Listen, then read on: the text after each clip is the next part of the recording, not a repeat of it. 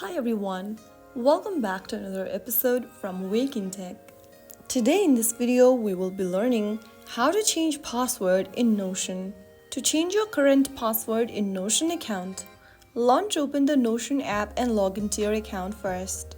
Now from the home page, tap the three dots at the top right corner and click on Settings. Inside the Settings menu, scroll down until you find the password option under Preferences. Tap the Change Password button and then you will need to enter the current password you are using for Notion to log in the first tab.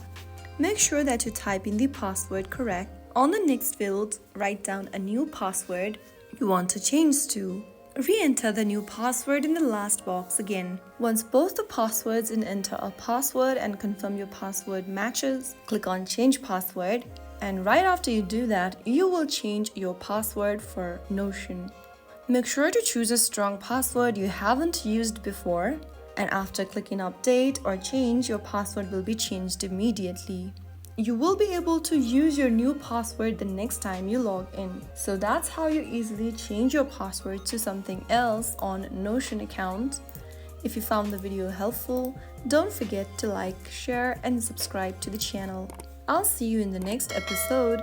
Thank you for watching.